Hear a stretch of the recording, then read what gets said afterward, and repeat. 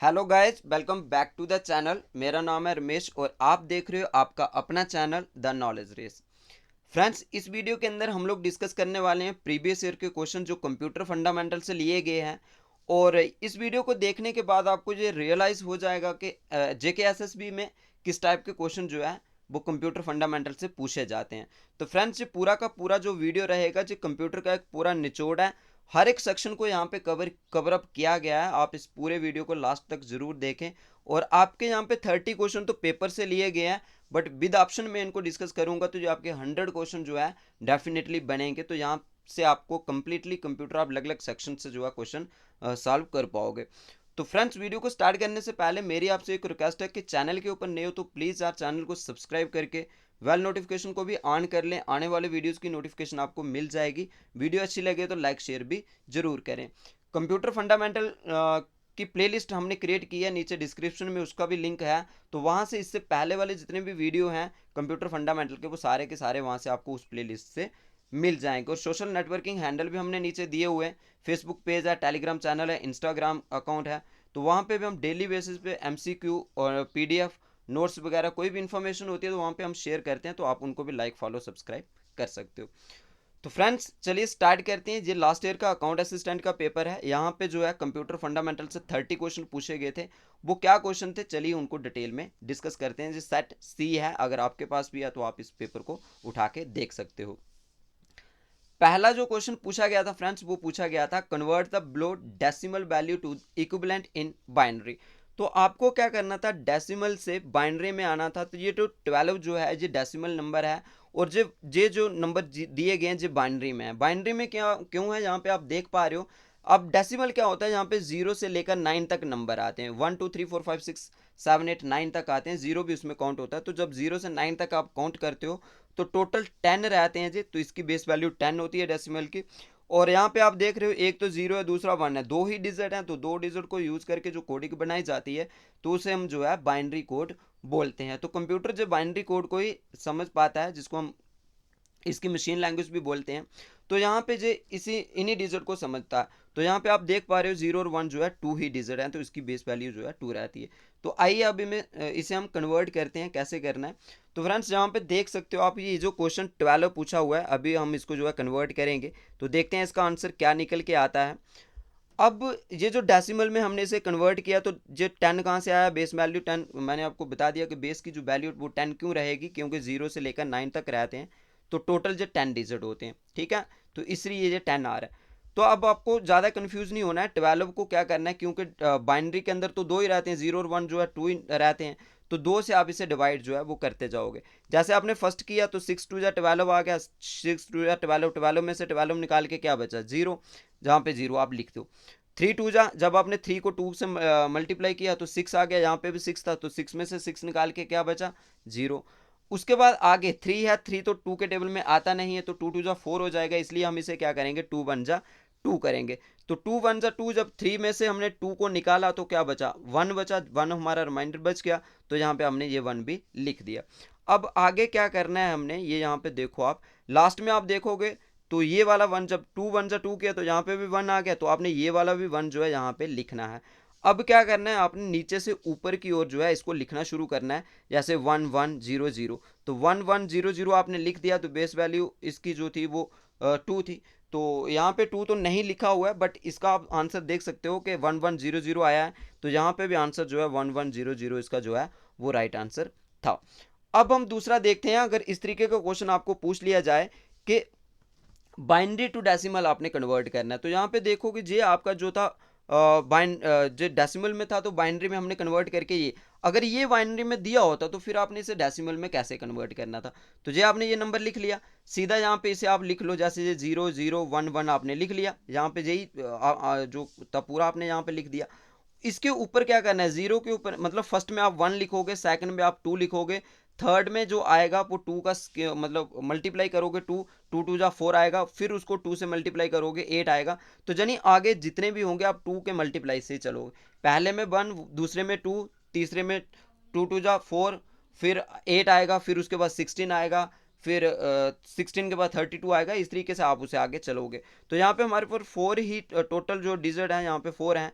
तो हमने जो है 8 तक चले गए, तो 0 और 0 वाले को आपने काट देना है, क्योंकि 0 में कोई भी वैल्यू आपने नहीं लेनी है। आगे देखना है जहाँ से आपने इसे प्लस करना शुरू कर देना है।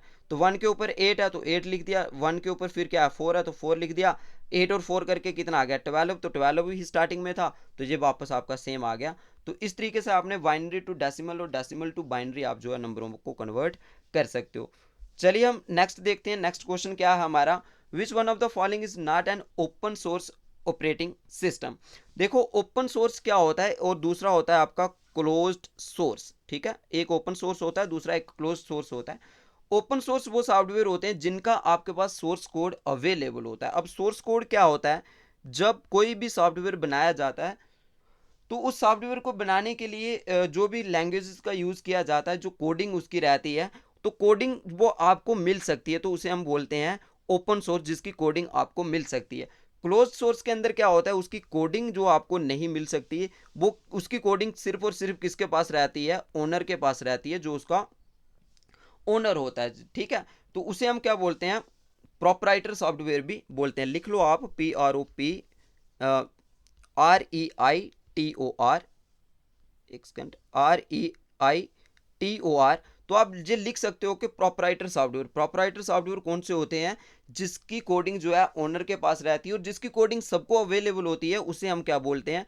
तो ओपन सोर्स सॉफ्टवेयर को हम फ्रेंड्स जो है वो कम्युनिटी सॉफ्टवेयर भी बोलते हैं। लिख लो आप कम्युनिटी सॉफ्टवेयर। ठीक है, कम्युनिटी सॉफ्टवेयर भी बोल सकते हो आप, क्योंकि ये आपके अकाउंट असिस्टेंट में जो नवंबर में पेपर है तो वहाँ पे ये टॉपिक क्लियरली मेंशन भी है। तो इस तरीके का क्वेश्चन जब प्रोपराइटर सॉफ्टवेयर पूछेंगे तो वो क्लोज सोर्स होता है, कम्युनिटी सॉफ्टवेयर जो पूछेंगे तो वो ओपन सोर्स होता है। ओपन सोर्स में आपको कोडिंग मिलती है और क्लोज सोर्स में आपको जो है कोडिंग नहीं मिलती है, वो सिर्फ और सिर्फ किसके पास रहती है, उसका जो ओनर होता है, तो ये रहती है। तो इसमें से ये पूछा हुआ है कि जो ओपन सोर्स कौन सा नहीं है, तो फ्रेंड्स एंड्रॉयड जो आपका ऑपरेटिंग सिस्टम है जो आपके फ़ोन पे रहता है, जो ओपन सोर्स है, इसकी कोडिंग अवेलेबल है।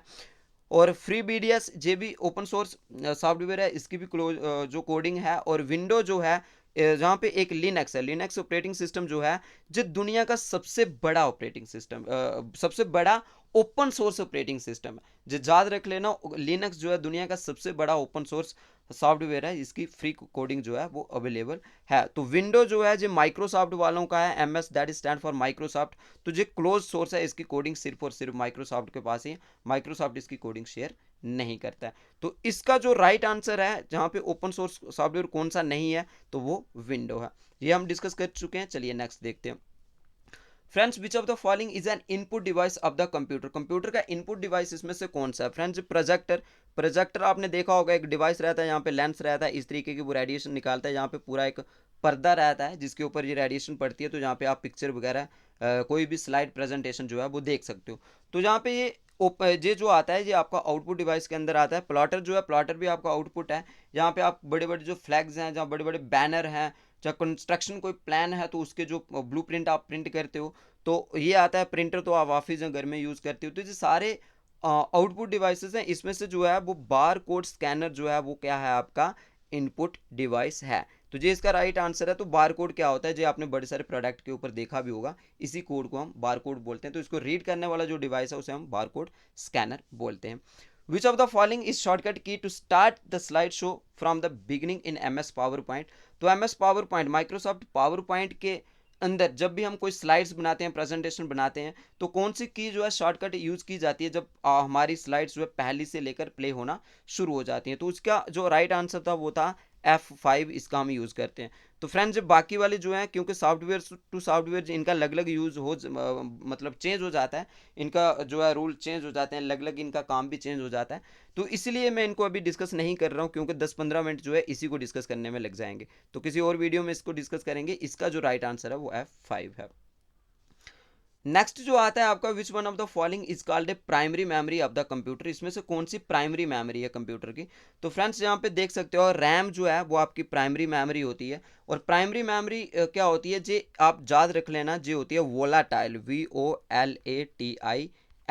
वोलाटाइल का मतलब होता है नॉन परमानेंट, जे आप लिख लेना, बहुत बहुत इंपॉर्टेंट है, नॉन परमानेंट। ठीक है, लिख लो आप। वोलाटाइल का मतलब होता है नॉन परमानेंट, रैम के ऊपर जो भी डेटा रहता है वो परमानेंट नहीं होता है, टेम्पररी होता है। और दूसरा जो जब इसके साथ नॉन वोलाटाइल आ जाता है, नॉन वोलाटाइल का मतलब होता है फिर जो चेंज हो जाता है, फिर जो क्या होता है परमानेंट। नॉन वोलाटाइल लिखा हो तो परमानेंट है, वोलाटाइल लिखा होगा तो नॉन परमानेंट है, इसमें कंफ्यूज नहीं होना। तो रैम जो आपकी है वो वोलाटाइल है, जो नॉन परमानेंट मेमोरी है। तो इसमें से यही पूछा था विच of the call is primary memory. Primary memory जो आपकी रैम है, जिसकी फुल फॉर्म है रैंडम एक्सेस मेमोरी। अगर आपने पिछले वीडियो हमारे देखे होंगे तो आप इजीली जो है रैम के बारे में आपको डिटेल में पता होगा। तो बाकी जो हार्ड डिस्क जो है, पेन ड्राइव जो है, डीवीडी या सीडी, सीडी की फुल फॉर्म होती है कॉम्पैक्ट डिस्क, और डीवीडी की फुल फॉर्म होती है, बहुत बार कंपिटिटिव एग्जाम में जो पूछी गई है, डीवीडी की फुल फॉर्म होती है डिजिटल वीडियो डिस्क या डिजिटल वर्सटाइल डिस्क, बहुत बार कंपिटिटिव में पूछी भी गई है, आप इसको लिख लेना। तो आगे जो है वो इसका जो राइट आंसर वो है ए। आगे जो है वो है www की फुल फॉर्म पूछी है, तो इसमें ज़्यादा कुछ भी नहीं है, वर्ल्ड वाइड वेब इसकी फुल फॉर्म है, इंटरनेट से जुड़ी हुई टर्म है जे, तो वर्ल्ड वाइड वेब। जब भी यहाँ पे जब भी आप कोई भी वेबसाइट एक्सेस करते हो तो स्टार्टिंग में आप www देखते हो, जैसे www.jksSB.in इस तरीके का रहेगा आपको, तो www that is stand for world wide web. आगे जो आपका रहेगा कि सुपर कंप्यूटर जो है, यहाँ पे मैंने सुपर कंप्यूटर की इमेज भी दिखाई हुई है। सुपर कंप्यूटर दुनिया के सबसे बड़े कंप्यूटर, सबसे महंगे कंप्यूटर, सबसे फास्टेस्ट कंप्यूटर जो है वो सुपर कंप्यूटर ही होते हैं। इनमें से कौन सा सुपर कंप्यूटर का यूज़ है फ्रेंड्स? वेदर फॉरकास्टिंग में, मौसम का पता लगाने के लिए भी सुपर कंप्यूटर का यूज़ किया जाता है।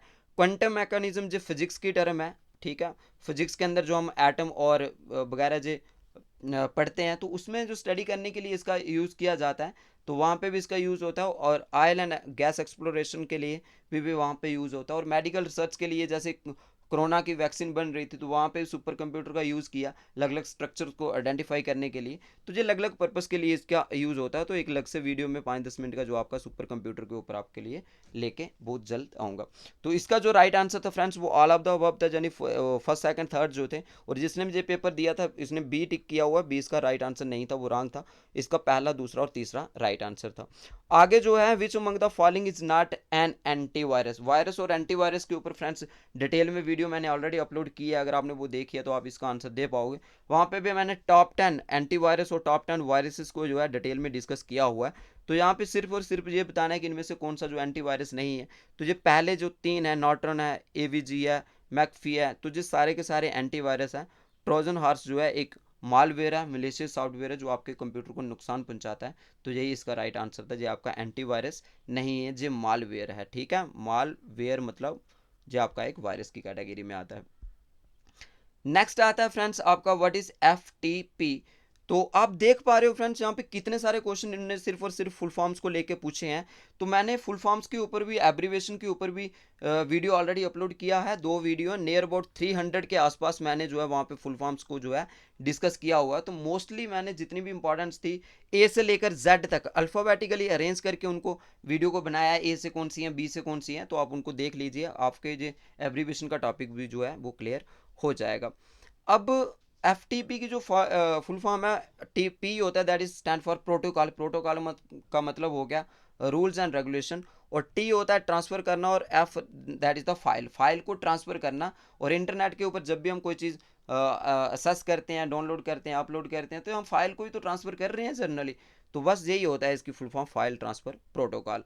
अगला जो क्वेश्चन आ रहा है वो ये है friends, which among the following is an input device used to specially for checking the answer sheets of an examination having multiple choice question. तो जो भी मल्टीपल चॉइस क्वेश्चन होते हैं आने वाले टाइम पे, आप भी बहुत सारे एग्जाम देने वाले हो, तो इस टाइप की शीट आपको देखने को मिलती है, जहाँ पे आप मार्क जो है वो लगाते हो। तो बस ये मार्क को जो रीडिंग करने वाला जो डिवाइस है, तो उसे हम बोलते हैं ऑप्टिकल मार्क रीडर, जिसको हम OMR जो है इन शॉर्ट बोलते हैं। OMR की फुल फॉर्म पूछेंगे तो वो भी यही लिखनी है, ऑप्टिकल मार्क रीडर। इसमें बस एक चीज़ और आपको जहाँ पे याद रखनी है, ये जो बी ऑप्शन इसका है ऑप्टिकल कैरेक्टर रीडर, तो इसको हम OCR बोलते हैं, ऑप्टिकल कैरेक्टर रीडर। तो OCR की पूछेंगे तो ये भी यही काम करता है सेम, बट डिफरेंस ये है कि यहाँ पे कैरेक्टर को रीड करेगा, जो भी आपने लिखा हुआ है वो रीड करेगा। और ये जो है जो आपके मार्क होते हैं, ये जो मार्क होते हैं, आप कभी कभार सोचते भी होंगे कि एग्जाम जो हमारे होते हैं जो कंप्यूटराइज कैसे चेक होते हैं, बस यही इस स्कैनर की मदद से जो है इन शीट्स को चेक किया जाता है। तो इसका जो राइट आंसर है, तो वो इसका आंसर जो है वो डी इसका राइट आंसर है। नेक्स्ट जो है friends, what does HTTP stand for. तो आप कोई भी वेबसाइट सर्च करते हो तो आप इस टाइप का देखते होंगे, http//www, जहाँ इस टाइप का देखते होंगे। तो इनको क्या बोलते हैं फ्रेंड्स, ये URL है। मोस्ट इंपॉर्टेंट एब्रीविएशन है, बहुत बार कॉम्पिटिटिव में पूछी गई है और जेकेएसएसबी ने भी बहुत बार इसे पूछा हुआ है। इसको आप लिख लीजिए, यूनिफॉर्म रिसोर्स लोकेटर, लिख लीजिए URL, that is stand for uniform resource locator. Uniform resource locator जो इसकी फुल फॉर्म है, तो बस यही होती है जो आपका पाथ होता है पूरी किसी भी चीज़ को सर्च करने का, जैसे पूरा एड्रेस वगैरह रहता है। तो यहाँ पे इन्होंने पूछा होगा एस टी टी पी की फुल फॉर्म क्या है, तो P that is stand for protocol, T stand for जो है ट्रांसफर, और पीछे वाला जो टी है दैट इज द टेक्स्ट, और एच होता है हाइपर। हाइपर का मतलब पहले एक छोटा सा टेक्स्ट, हाइपर का मतलब कोई बहुत बड़ा टेक्स्ट। तो आप जब भी इंटरनेट को चलाते हो, जैसे गूगल से कोई भी सर्च किया, तो आपको बहुत सारी वेबसाइट, बहुत सारी जो है पेजेस आपको देखने को मिलते हैं। तो that is the hyper text जो होता है। बस इसकी फुल फॉर्म आपने बतानी थी कि हाइपर टेक्स्ट ट्रांसफर प्रोटोकॉल। तो एक चीज़ यहाँ पे आपके लिए जो ग्रीन और यहाँ पे ये है, तो अब जब भी कुछ वेबसाइट देखते हो तो स्टार्टिंग में आपको यही लिखा हुआ दिखेगा, HTTP एस दिखेगा और HTTP दिखेगा। इन दोनों में फ़र्क क्या है, S say that is the secure, SECURE। तो सिक्योर, सिक्योर का मतलब होता है कि आप जिस वेबसाइट को विजिट कर रहे हो, अगर वहाँ पे ये ऑप्शन आ रहा है, तो ऐसा आ रहा है, तो दैट इज द सिक्योरिटी, जहाँ ऐसा लॉक बना हुआ आता है, तो आप उस वेबसाइट के ऊपर सिक्योर हो। अगर ऐसी कहीं वेबसाइट के ऊपर, तो वहाँ पे मालवेयर आपके कंप्यूटर में आने के चांसेस होते हैं, वो वेबसाइट सिक्योर नहीं है। तो बस ये इसमें बेसिक डिफरेंस है। अगर एस भी लिखा होगा इसके साथ, तो आपने लिख देना SECURE, that is stand for secure. ठीक है, तो इसका जो आंसर है वो इसका बी आंसर है। नेक्स्ट जो फ्रेंड्स यहाँ पे ये पूछ रहे हैं कि एक्सेल के अंदर जब भी आप काम करते हो, तो सेल में जो एक्स्ट्रा स्पेस होती है उसको काटने के लिए जो ऑप्शन यूज किया जाता है, उसको क्या बोलते हैं? तो फ्रेंड्स ट्रिम होता है जी। आपको देखा भी होगा, अगर आप वीडियो एडिटिंग थोड़ी बहुत करते हो, तो ट्रिम का ऑप्शन आता है, मतलब किसी चीज़ को काटने के लिए। आगे वाला जो क्वेश्चन है 63, यहाँ पे ये पूछ रहे हैं, the program are piece of code that is loaded on to your computer without your knowledge and runs against your wishes. तो जहाँ पे कोई ऐसा कोड, कोई ऐसा सॉफ्टवेयर आपके सिस्टम में आ जाना जिसका आपको पता नहीं है, और वो आपके अगेंस्ट जाके जो आपके सिस्टम में काम करता है। तो जनरली हम यहाँ से वर्डिंग समझ पा रहे हैं, तो ये तो ऐसे काम वायरस ही कर सकता है। तो सॉफ्टवेयर के अंदर हालांकि एंटीवायरस या वायरस भी एक सॉफ्टवेयर ही होते हैं, बट सॉफ्टवेयर एक जर्नल टर्म है जिसके अंदर सारे ही आ जाते हैं। तो एंटीवायरस, वायरस सारे आ जाते हैं, इसलिए ये इसका राइट आंसर नहीं होगा।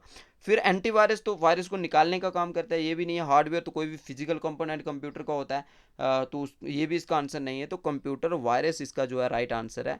तो डी इसका राइट आंसर है। ये जो कंप्यूटर वायरस जो है आपके सिस्टम में आता है और आपकी विशेष के अगेंस्ट जाके ये काम करता है। What does IMAP stand? तो यहाँ पे भी आपने फुल फॉर्म को देख लिया, IMAP। तो फ्रेंड्स ये मैंने पूरा एक ईमेल का लेक्चर डाला हुआ है, ईमेल क्या है, क्या क्या उसके अंदर कौन कौन सी टर्म्स का यूज़ होता है। तो अभी मैं यहाँ पे डिटेल में एक्सप्लेन नहीं करूँगा, आप इस वीडियो को देख लेना। इसी प्लेलिस्ट से आपको मिल जाएगा, कंप्यूटर फंडामेंटल की प्लेलिस्ट से। तो इसकी जो फुल फॉर्म है वो होती है इंटरनेट मैसेज एक्सेस प्रोटोकॉल। अब नेक्स्ट देखते हैं हम 65 जो है वो है SDD, that is stand for solid state drive.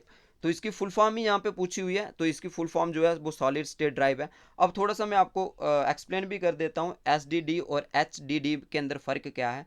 SDD जो है सॉलिड स्टेट ड्राइव और हार्ड डिस्क ड्राइव इसकी है। तो hard disk drive near about पिछले 50 ईयर से ये टेक्नोलॉजी जो है वो चलती आ रही है, 50 साल से जो है चलती आ रही है। तो SDD that is stand for hard disk drive. तो इसके अंदर जो है एक जो प्लेट सी रहती है, जो जहाँ पे आपको दिख भी रही है, तो ये गोल गोल घूमती रहती है, इसके ऊपर जो पिन है, तो पिन जो है डेटा को रीड करती है। तो बस जो पुरानी टेक्नोलॉजी है इतनी फास्ट नहीं है, जो ज़्यादा फास्ट है, जो कॉस्टली नहीं है, जो ज़्यादा कॉस्टली है।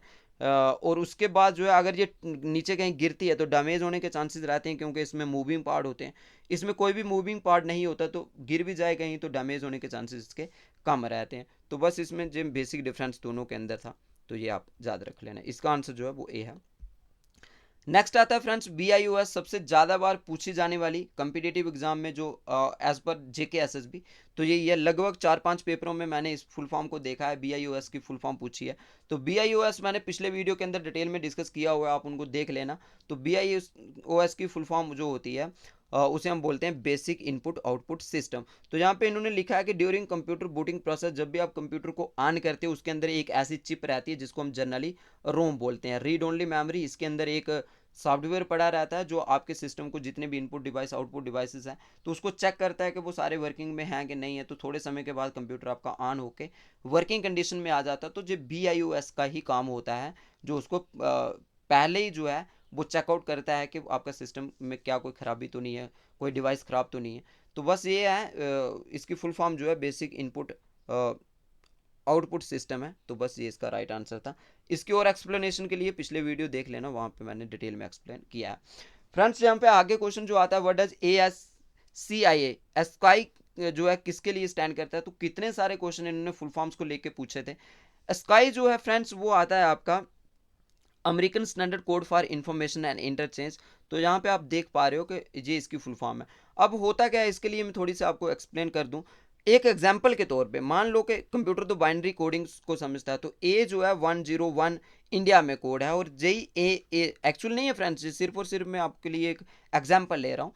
तो ए का कोड अगर अमेरिका में 1100 है और ए का कोड अगर जापान में 11001 है, तो आप देख ले पा रहे हो कि इंटरनेशनल जो कम्युनिकेशन है वो मुश्किल हो जाएगा। अगर इस ए डेटे को अगर हम इन कंट्रीज के अंदर भेजें तो इनके सिस्टम तो उसे रीड ही नहीं कर पाएंगे, क्योंकि यहाँ पे इन सेम करेक्टर के लिए अलग अलग कोडिंग जो है यहाँ पे बना रखी है।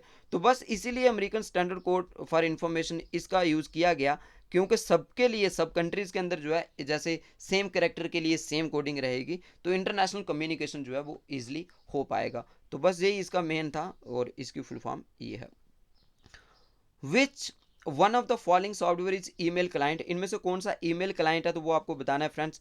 इंटरनेट एक्सप्लोरर माइक्रोसॉफ्ट का है। माइक्रोसॉफ्ट एक कंपनी है, माइक्रोसॉफ्ट के ही आप विंडो वगैरह जो सॉफ्टवेयर है, तो जो भी आप एम एस वर्ड और एक्सेल चलाते हो तो M S that is stand for Microsoft. तो माइक्रोसॉफ्ट के ये सॉफ्टवेयर हैं।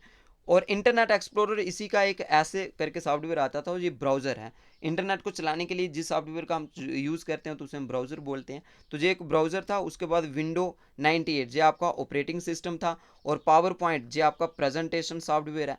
ठीक है, प्रेजेंटेशन सॉफ्टवेयर है। तो यहाँ पे ईमेल के लिए जो माइक्रोसॉफ्ट का है तो वो है फ्रेंड्स माइक्रोसॉफ्ट आउटलुक। तो ये इसका राइट आंसर था। और ईमेल का आप वीडियो देख लेना, वहाँ पे मैंने बहुत सारी चीज़ों को और भी एक्सप्लेन किया है। तो यहाँ पे सीधी की पूछी है कि कंट्रोल बी किसके लिए यूज़ की जाती है। तो फ्रेंड्स कंट्रोल बी जो है एम एस वर्ड के अंदर वो यूज़ की जाती है बोल्ड करने के लिए। किसी भी करेक्टर को आप सेलेक्ट करके कंट्रोल वी करोगे तो जैसे यही लिखा हुआ है, तो इसको आप बोल्ड करोगे तो जो और मोटा मोटा ऐसे दिखा, मतलब मोटा सा जो है आपको दिखने को मिलेगा। तो बस यही इसका जो था वो मेन काम था। ए से लेकर जेड तक मैंने जो अल्फ़ाबेटिकली कीज़ हैं, तो इनको शॉर्टकट क्या क्या है इनका, तो वो मैंने ऑलरेडी वीडियो बना रखी है। ए से लेकर अल्फ़ाबेटिकली जो ए से लेकर जेड तक अरेंज भी किया है उसको, तो आप शॉर्टकट कीज़ का वीडियो देख लेना, मैंने सारी चीज़ें वहाँ पे एक्सप्लेन की हैं। तो इसका जो राइट आंसर है वो है ए। फ्रेंड्स इस क्वेश्चन में ये पूछा गया है, laser printer is an electrostatic digital printing process, what is the unit of printing speed in laser printer. तो फ्रेंड्स लेज़र प्रिंटर के अंदर जो हम प्रिंटिंग स्पीड को देखते हैं तो वो देखते हैं पेजेस पर मिनट। अलग अलग प्रिंटर जो हैं उनकी अलग अलग कैटेगरीज आती है, बट लेज़र के केस में हम लोग ये देखते हैं कि पीपीएम देखते हैं, that is stand for ppm pages पर मिनट। तो एक मिनट में वो कितने पेज को प्रिंट करता है, तो ये लेज़र प्रिंटर की जो है स्पीड को हम देखते हैं। तो बस इसका राइट आंसर जो था वो डी था। उसके बाद 71 जो क्वेश्चन है, which of the following is an cheap secure and easiest way of storing huge volume of digital data and can be access from anywhere by using internet. तो friends ये आपका जो डेटा चीप भी है, secure भी है, और एक इजीएस्ट वे भी है कि अपना डेटा जो भी आपके पास फाइल फोल्डर जहाँ फिर कोई आपके पास आपके डॉक्यूमेंट हैं, जहाँ कोई आपका वीडियो है, तो आप यहाँ पे स्टोर करके रख सकते हो और दुनिया में कहीं पे भी आप उसे एक्सेस कर पाते हो, क्योंकि वो इंटरनेट के ऊपर अपलोड है।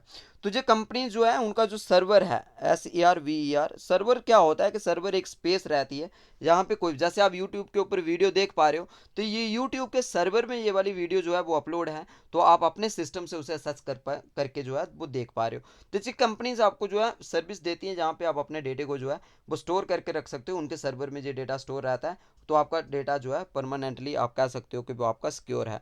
और ये कौन कौन सी देती हैं, जैसे ड्राइव, आपने अपने फ़ोन के अंदर भी देखा होगा ड्राइव ऑप्शन आता है, तो दैट इज़ गूगल ड्राइव है जी, गूगल ड्राइव। और एक वन ड्राइव भी आता है, ठीक है, वन ड्राइव और गूगल ड्राइव। गूगल ड्राइव तो आपको पता है कि गूगल वालों का है, और वन ड्राइव जो है आपका माइक्रोसॉफ्ट वालों का है। तो जो आपको ड्राइव की फैसिलिटीज़ प्रोवाइड करती हैं ये कंपनी, यहाँ पे आप अपना डेटा जो है वो स्टोर करके रख सकते हो। फ्री आपका जो है जो 15 GB तक आपको फ्री डेटा स्टोर करने की स्पेस प्रोवाइड करते हैं। उसके ऊपर अगर आपके पास डेटा ज़्यादा है तो इंटरनेट के ऊपर आप उसे स्टोर करना चाहते हो तो आप इनसे जो है पैसे दे के और भी स्पेस जो है वो ले सकते हो। तो बस यही है, क्लाउड उसका जो था राइट आंसर था, store the data in cloud. ठीक है, ये क्लाउड के बारे में इंफॉर्मेशन थी।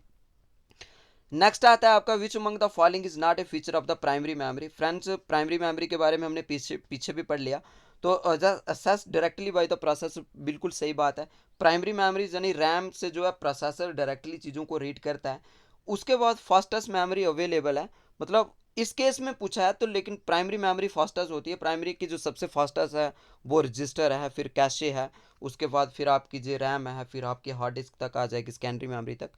तो जो प्राइमरी मेमोरी जो होती है जो फास्टेस्ट होती है, बिल्कुल सही बात है। कनेक्ट और lost once power is switched off. ये भी हमने पीछे देखा कि अगर आपका कंप्यूटर जो है बंद हो जाता है, लाइट चली जाती है, किसी कारण आपका सिस्टम बंद हो जाता है, आपने डेटे को सेव नहीं किया, तो प्राइमरी से डेटा जो है कंप्लीटली जो है वो लॉस्ट हो जाता है, वॉश हो जाता है, आपको वो डेटा नहीं मिलता है। जब उसे आप सेव कर लेते हो तो वो सेकेंडरी में चला जाता है, वो आपकी हार्ड डिस्क में चला जाता है। तो it is non volatile. Non volatile तो अभी हमने पीछे देख लिया था, नॉन वोलाटाइल का मतलब होता है परमानेंट।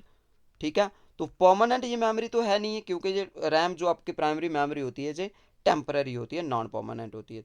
बस यही इसका राइट आंसर जो था वो डी था। उसके बाद इन्होंने आगे पूछा है कि which of the following is refer as a process of training a computer system to make accurate prediction when fed data. तो फ्रेंड्स, ये आर्टिफिशियल तरीके से कंप्यूटर को इंटेलिजेंट बनाया जाता है और कंप्यूटर एक ह्यूमन की तरह बिहेव करे। तो अलग अलग डेटा हम कंप्यूटर के अंदर फीड करके रखते हैं। जब भी हम रॉ डेटा उसके रिलेटेड कंप्यूटर को देते हैं तो वो उसे पहचान लेता है कि ये डेटा किस कैटेगरी का है। तो बस यही है। तो ऐसी प्रोसेस को हम जो है वो मशीन लर्निंग बोलते हैं, यानी मशीन को लर्निंग करवाना, कि मशीन को इंटेलिजेंट बनाना, वो खुद से डिसीजन ले सके, जो डेटा उसके पास है उसको कंपाइल करके वो आपको आंसर दे सके। तो बस यही इसका राइट आंसर था। नेक्स्ट क्वेश्चन फ्रेंड्स ये पूछ रहे हैं which one of the following statement is not true about control unit of a computer. तो फ्रेंड्स, कंट्रोल यूनिट को लेके हमने ये बताना है। तो transfer data to arithmetic and logic unit, बिल्कुल सही बात है। कंट्रोल यूनिट देखो आपका जो सीपीयू है, CPU that is stand for central processing unit, दो चीज़ों से मिलकर बना है, एक कंट्रोल यूनिट है और दूसरा ALU है, अर्थमेटिक लॉजिक यूनिट है। तो इन दो चीज़ों से मिलकर आपका सीपीयू बनता है और सीपीयू का काम ही यही होता है कि जो डेटा को ट्रांसफर करेगा। कंट्रोल यूनिट ALU को डेटा देगा। अर्थमेटिक लॉजिक यूनिट जिसका काम होता है मैथमेटिकल ऑपरेशन करना, यानी प्लस करना, माइनस करना, मल्टीप्लाई करना, डिवाइड करना, ये इसका काम होता है। ठीक है, अब हम नेक्स्ट देखते हैं कि और क्या पूछ रहे हैं। ये नेक्स्ट जो आपका आ रहा है फ्रेंड्स, ये it fetches result from memory to the output devices के अंदर। तो बिल्कुल मेमोरी से लेकर जो आउटपुट तक भी जो है डेटे को भेजता है, यानी मेमोरी यूनिट जो होता है उससे डेटा लेके कंट्रोल यूनिट जो है फिर आपके आउटपुट जहाँ पे मॉनिटर लगा होगा वहाँ तक ये भेजता है। जब प्रिंटर है अगर आपके पास तो प्रिंटर तक भेजता है। तो ये भी इसका काम है। उसके बाद जो है इसको सी को हम बाद में देखेंगे। E direct flow of the data within CPU. तो सीपीयू के अंदर डेटा को तो फ्लो होता ही है, क्योंकि वो प्रोसेसर है आपका, प्रोसेसर ही मेन पार्ट है उसका। तो SMPS इसका जो है राइट आंसर, इस क्वेश्चन का राइट आंसर जो था वो SMPS है, क्योंकि ये कंट्रोल यूनिट का काम नहीं होता। SMPS जो है that is stand for switch mode power supply. लिख लो, स्विच मोड पावर सप्लाई। ये एक बक्सा रहता है कंप्यूटर के अंदर जो बाहर से AC यानी अल्टरनेट करंट जो आ रहा है, तो यहाँ से आगे जो बहुत सारी वायर्स जो होती हैं मदरबोर्ड जहाँ दूसरे पार्ट को जो पावर सप्लाई करता है DC की फॉर्म में, तो ये मेन जो पावर सप्लाई का इसका काम होता है। तो इस बाकी इसका कंट्रोल यूनिट से कुछ लेना देना नहीं है। Not true about the control unit के साथ इसका कोई लेना देना नहीं है। तो इसका राइट आंसर यही था। VPN, आपने जब भी जम्मू कश्मीर में नेट बंद था तो आपने इसका जरूर कहीं ना कहीं यूज़ किया होगा। तो VPN को अगर हम डिटेल में डिस्कस करने लगे तो फ्रेंड्स ये पूरा 10-15 मिनट का वीडियो बन जाएगा। तो इसकी अभी फुल फॉर्म हम देख लेते हैं, वर्चुअल प्राइवेट नेटवर्क। ठीक है, ये इसकी फुल फॉर्म थी। नेक्स्ट जो है what is the full form of JPEG with respect to the image format. देखो JPEG PNG portable network graphic, उसके बाद JPG जहाँ JPG होता है, सॉरी एक सेकेंड, JPG रहता है जहाँ JPEG रहता है।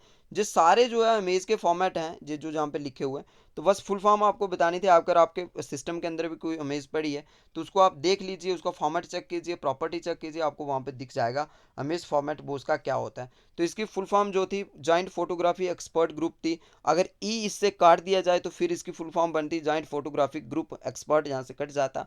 अगर पीएनजी होती तो पीएनजी की पीएनजी होती तो इसकी फुल फॉर्म थी पोर्टेबल नेटवर्क ग्राफिक, जी आप लिख लीजिए। तो इसका जो राइट आंसर था वो बी था। मैच करना था आपने ऑपरेटिंग सिस्टम कौन सा है, सर्च इंजन कौन सा है, ब्राउजर कौन सा है, एंटीवायरस कौन सा है। देखो ऑपरेटिंग सिस्टम लिनक्स दुनिया का सबसे बड़ा जो है ओपन सोर्स ऑपरेटिंग सिस्टम है, ठीक है। ओपन सोर्स ऑपरेटिंग सिस्टम दुनिया का सबसे बड़ा लिनक्स है। उसके बाद जो है सर्च इंजन के लिए तो आप गूगल यूज़ करते हो भाई, गूगल सर्च इंजन है, ये आपको पता है। तो आपके मोबाइल के अंदर एक ओ नाम का ऐसा सॉफ्टवेयर पड़ा रहता है, रेड कलर में ओ रहता है। तो जो ओपेरा है, ओपेरा जो है वो वेब ब्राउज़र है, जिसके लिए इंटरनेट चलाने के लिए जो आप सॉफ्टवेयर यूज़ करते हो तो वो ओपेरा एक मतलब ब्राउज़र का यूज़ करते हो। आपके पास क्रोम एक ब्राउज़र है, ओपेरा एक ब्राउज़र है, जहाँ इंटरनेट एक्सप्लोरर एक ब्राउज़र है, मोजिला फायरफॉक्स एक ब्राउज़र है। तो बस ये ब्राउज़र की कैटेगरी में आते हैं, यहाँ पे ओपेरा आपका ब्राउज़र है। और नेक्स्ट आता है एंटीवायरस। तो एंटीवायरस आपको पता है कि वास्ट जो आपका एंटीवायरस है, जो आप एंटीवायरस की वीडियो देख लेना, बहुत सारे एंटीवायरस वहाँ पे मैंने डाले हुए। तो बस इसका कोड जो था वो डी इसका राइट था। नेक्स्ट जो है जो ए suspicious computer program that replicate itself at a swift pace is called। देखो एक कोई भी मालवेयर जो है मलेशियस सॉफ्टवेयर है जो आपके सिस्टम के अंदर आ जाता है और खुद से रेप्लिकेट होके मतलब अपनी जैसी कई सारी कॉपीज बनाता है, आपके रैम के आपके सिस्टम के रैम को फुल कर लेता है, हार्ड डिस्क को फुल कर लेता है। तो वो जो काम होता है वो वार्म का होता है। बस इसका राइट आंसर यही था, जो खुद से रेप्लिकेट मतलब अपने से ऐसी जो है कई सारी कॉपीज बना लेता है, तो आपकी मेमोरी को फुल कर लेगा, आपके सिस्टम को नुकसान पहुंचाएगा। ये इसका राइट आंसर था। फ्रेंड्स लास्ट 79 और 80 लास्ट क्वेश्चन है इस वीडियो के। Which of the following is are the main functions of an operating system के मेन फंक्शन क्या है। देखो process manage the processor and assign task, processor को मैनेज करना, उसको काम देना। Which are to be performed, ये भी इसका काम ऑपरेटिंग सिस्टम का होता है। Allocate memory and storage area to the system and user program, ये भी इसका काम होता है, मेमोरी को एलोकेट करना, स्टोरेज एरिया को दिखाना। तो ऑपरेटिंग सिस्टम का काम होता है कंट्रोल कोऑर्डिनेट करना, जो इनपुट आउटपुट डिवाइसेस हैं उनके साथ कोऑर्डिनेशन करना, कोऑर्डिनेशन में काम करना, कहाँ से इनपुट आ रही है, कहाँ पे आउटपुट देनी है। तो ये सारा इसका काम होता है। और उसके पास जो है नेक्स्ट इसका ऑप्शन जो है assessing world wide web without internet connectivity. तो फ्रेंड्स इसका जो डी वाला ये नहीं था, क्योंकि विदाउट इंटरनेट इन्होंने लिखा भाई। यहाँ पे सोचने वाली बात है, विदाउट इंटरनेट हम जो है world wide web WWW that is stand for world wide web, ये तो इंटरनेट से जुड़ी हुई टर्म है। तो इंटरनेट को हम चला ही नहीं सकते बिना इंटरनेट के, तो यही ये बोल रहे हैं कि हम उसको चला सकते हैं। तो ये गलत आंसर है, इसका जो राइट आंसर था वो ये बी वाला था। फर्स्ट सेकंड थर्ड इसका ठीक था और फोर्थ इसका गलत था। और लास्ट क्वेश्चन फ्रेंड्स इसका जो इस वीडियो का वो है, which of the following is are computer applications data. Computer application का मतलब होता है कि कंप्यूटर के यूजेस। देखो डेटा प्रोसेसिंग के लिए हम कंप्यूटर का यूज़ करते हैं, बिजनेस ट्रांजैक्शन के लिए हम कंप्यूटर का यूज़ करते हैं, वीडियो कॉन्फ्रेंसिंग के लिए हम कंप्यूटर का यूज़ करते हैं। तो बिल्कुल सबके लिए करते हैं, तो डी इसका राइट आंसर है, फर्स्ट सेकंड एंड थर्ड।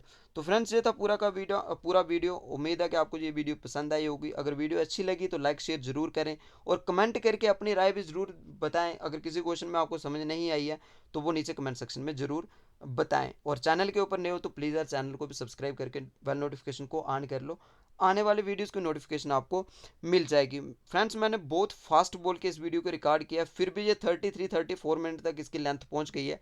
अगर मैं थोड़ा स्लो बोल के करता तो ये वीडियो 1 घंटे तक चली जाती। तो उसके लिए मैं माफ़ी चाहूँगा कि बहुत फास्ट मैंने बोला है, तो वो इसीलिए कि वीडियो की लेंथ उतनी ज़्यादा ना बने। थैंक्स फॉर वॉचिंग, मिलते हैं नेक्स्ट वीडियो में किसी और टॉपिक के साथ।